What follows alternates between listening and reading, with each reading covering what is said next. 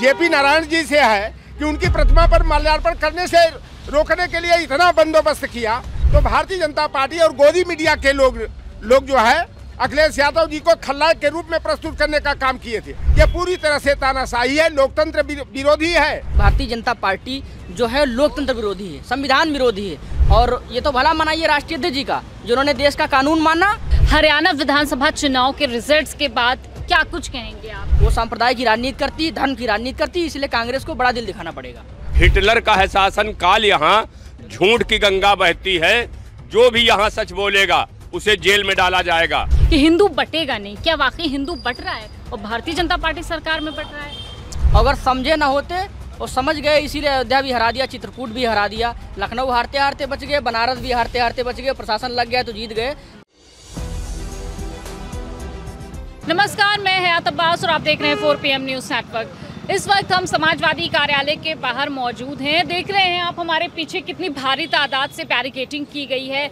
सिर्फ अखिलेश यादव यानी कि जो समाजवादी पार्टी के राष्ट्रीय जो अध्यक्ष हैं, उनको रोकने के लिए वो माल्यार्पण कराना चाहते थे। जेपी नारायण की मूर्ति को माल्यार्पण कराना चाहते थे, लेकिन प्रशासन ने किस तरह से उनको रोका है। उनके पूरे ऑफिस पर घेराबंदी कर दी गई है। तमाम समाजवादी कार्यकर्ता थे यहाँ मौजूद, फिलहाल जा चुके हैं, कुछ हैं तो इनसे बात कर लेते हैं। सर, क्यों रोका गया इस तरह की बैरिकेडिंग, इतनी भारी भरकम तादाद से पुलिस फोर्स क्यों? देखिए, आज लोकतंत्र सेनानी, संपूर्ण क्रांति के जनक जयप्रकाश नारायण जी की जो है कि 122वीं जयंती थी। भारतीय जनता पार्टी जिस तरह देख लीजिए कि माननीय अखिलेश यादव जी के आवास और समाजवादी पार्टी कार्यालय के दोनों तरफ जिस तरह से बैरिकेडिंग की, और यहाँ पर इतना भारी संख्या में पुलिस बल लगा दिया था कि माननीय अखिलेश यादव जी जो गोमती नगर में समाजवादी पार्टी की सरकार ने JP NIC बनवाया है, वहाँ पर जो है संपूर्ण क्रांति के जनक जयप्रकाश नारायण जी की आदमकद प्रतिमा स्थापित किया है। वहाँ माल्यार्पण करने के लिए जाने का कार्यक्रम था, लेकिन भारतीय जनता पार्टी इतना अखिलेश जी से घबराई हुई है, और इसमें अखिलेश जी से ज़्यादा घबराहट संपूर्ण क्रांति के जनक JP नारायण जी से है कि उनकी प्रतिमा पर माल्यार्पण करने से रोकने के लिए इतना बंदोबस्त किया। पिछले साल का भी आप देख लीजिएगा कि JP NIC को पूरा पुलिस बल लगा करके बैरिकेडिंग करके घेरा गया था, और जयप्रकाश नारायण जी की प्रतिमा को काली पन्नी से ढककर बंधवा दिया गया था। लेकिन जब माननीय अखिलेश यादव जी दीवार दाग करके जो है बैरिकेडिंग पर चढ़ करके जा करके माल्यार्पण किए, तो भारतीय जनता पार्टी और गोदी मीडिया के लोग जो है अखिलेश यादव जी को खलनायक के रूप में प्रस्तुत करने का काम किए थे। आज एक महापुरुष की 122वीं जयंती का कार्यक्रम था, और जयंती के दिन पर माल्यार्पण करने से रोकना यह पूरी तरह से तानाशाही है, लोकतंत्र विरोधी है। भारतीय जनता पार्टी में तमाम ऐसे लोग हैं जो संपूर्ण क्रांति का जो आंदोलन जयप्रकाश नारायण जी ने चलाया था, पूरे देश में सबसे बड़ी क्रांति हुई थी, और तमाम भारतीय जनता पार्टी के लोग लोकतंत्र सेनानी की पेंशन पाते हैं, जो माननीय मुलायम सिंह यादव जी ने शुरू किया था। और उस जयप्रकाश नारायण की प्रतिमा पर माल्यार्पण करने से अब भारतीय जनता पार्टी के लोग इतना क्यों घबराए हुए, ये तो भारतीय जनता पार्टी और योगी आदित्यनाथ जी जो है कि बेहतर जान सकते हैं। लेकिन समाजवादी पार्टियों के लोगों को, अखिलेश यादव को बैरिकेडिंग लगाए, चाहे पुलिस बल लगाए, लेकिन समाजवादी पार्टी के लोग जो है क्रांति से, लाठी डंडा से, मुकदमा से, जेल जाने से डरने वाले नहीं हैं। और आज भारतीय जनता पार्टी ने जिस तरह से इस मुद्दे को दबाने का प्रयास किया था, यह मुद्दा जो है जिस तरह से पुलिस बंदोबस्त लगाया, बैरिकेडिंग लगाया, हम लोगों के लिए बेहतर हुआ, और हम लोगों को प्रचार मिला। जो जानने वाला भी नहीं था वह भी जान गया, और जयप्रकाश जी को जो है अच्छी तरह से आज नमन किए, जो लोग उनको बिसरा दिए होंगे। ये इस तरह की बैरिकेडिंग क्यों रोका जा रहा था, क्या वजह है? जैसा कि लगातार हम लोग जाते हैं जनता के बीच में बताते हैं कि भारतीय जनता पार्टी जो है लोकतंत्र विरोधी है, संविधान विरोधी है। उसने ना कि समाजवादी पार्टी के राष्ट्रीय अध्यक्ष जी को यहाँ लोहिया जयप्रकाश नारायण जी की प्रतिमा पर जाने से नहीं रोका है। ये जो बैरिकेड्स हैं, इनके भीतर लोकतंत्र को रोके जाने की कोशिश करी गई है। ये जो बैरिकेड्स लगाए गए, इसमें संविधान विरोधी चेहरा उनका उजागर हुआ है। वो लोकतंत्र को नहीं मानने वाले लोग हैं। बताइए, हमारे राष्ट्रीय अध्यक्ष जी ने जब मुख्यमंत्री थे इतनी बेहतरीन बिल्डिंग बनाई, शायद ही अभी जब लोहिया सभागार में उसका वीडियोग्राफी दिखा रहे थे, इतनी सुंदर चीज़ें, हम लोग तो कभी गए नहीं। अगर उसको भारतीय जनता पार्टी उसको संचालित करती, चलाती, बहुत सारे फ़ायदे होते, हम लोग भी देखते, कई चीज़ें सीखने को मिलती।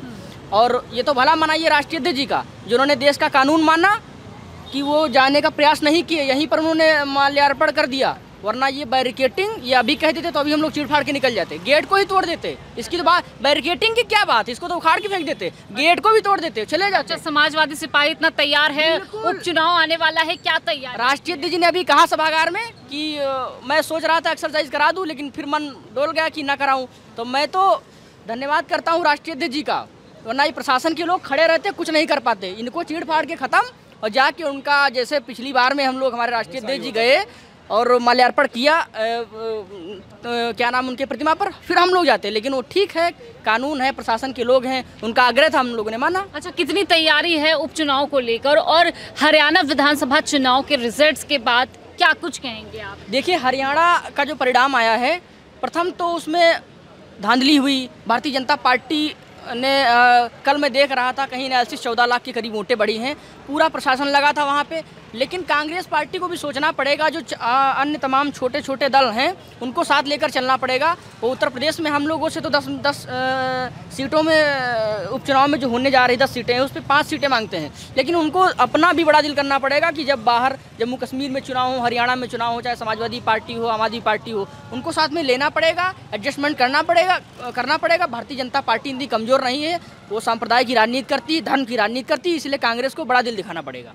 और उपचुनाव में तैयार है समाजवादी? उपचुनाव में कहीं कोई मुकाबला नहीं, 10 में 10 सीटें हम लोग जीतने जा रहे हैं। 10 में 10 सीटें जीतने जा रहे हैं, क्या तैयारी है समाजवादी पार्टी की? जैसे राष्ट्रीय अध्यक्ष का आदेश होगा उसका हम लोग पालन करेंगे। लेकिन जो अभी हरियाणा वाली बात कर रहे थे भैया से, उसके बारे में ये कि हमको वहाँ 5 ही सीट मिल जाती, तो हम मीडिया के माध्यम से कहना चाहता है योगी से कि हम 5 की 5 सीट जीत के दिखाते हैं उन्हें। किन तैयारियों के साथ, किन जो रणनीति के साथ आप लोग उतर रहे हैं मैदान में? मैं आपको बता दूं, क्योंकि आपका बड़ा जिम्मेदार 4PM चैनल है और निष्पक्ष और ईमानदारी का चैनल है। समाजवादी पार्टी के राष्ट्रीय अध्यक्ष मोहतरम अखिलेश यादव साहब ने 6 सीटों पे अपने प्रत्याशी घोषित कर दिए, और ये तो हमारे 5 जो सिटिंग MLA वहाँ हैं, ये तो कहीं इनमें ना नुकुर है ही नहीं, 100% उनकी जीतना है। अब जो इंडिया गठबंधन में कांग्रेस पार्टी को 2 देते हैं या 3 देते हैं या 1 देते हैं, वो अलग का विषय है। इस लिहाज से आज उत्तर प्रदेश के अंदर 10 सीटों पे विधानसभा का उपचुनाव होगा।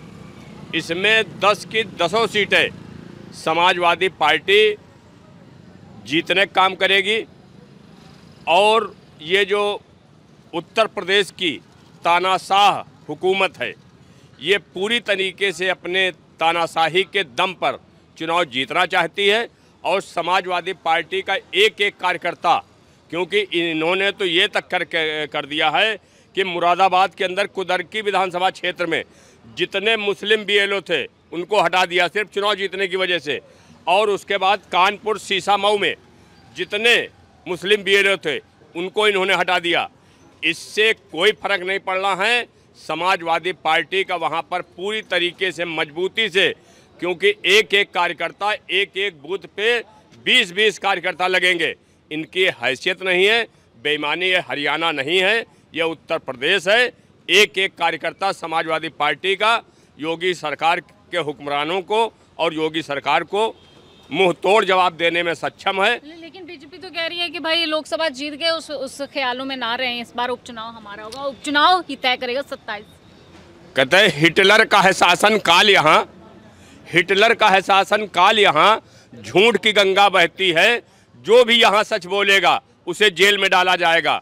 क्योंकि अब हिटलर शाही अब नहीं चलनी है।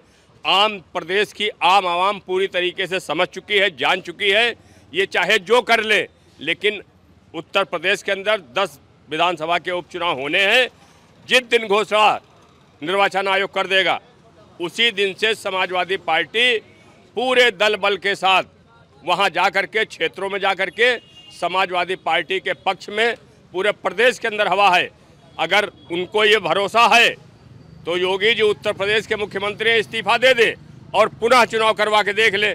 जो बता रहे हैं कि मतलब वो हवा में न रहे, तो अपने आप उनको हवा का पता चल जाएगा और समाजवादी पार्टी अपने नेतृत्व में उत्तर प्रदेश के अंदर 10 की 10 लोग विधानसभा की सीटें जीतने का काम करेंगे और समाजवादी पार्टी एक मजबूत पार्टी, विपक्ष का अपना जो हक है वो निभाने का अभी तक काम कर रहे हैं।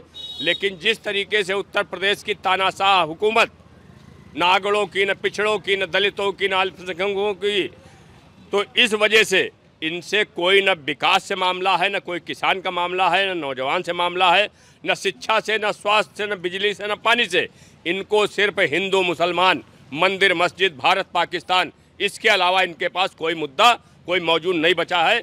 इस वजह से ये तानाशाही पर उतारू हो गए हैं। इनके लिए सिर्फ प्रदेश के अंदर 2 लोगों काम करते हैं, चाहे केंद्र की सरकार हो या प्रदेश की हुकूमत हो।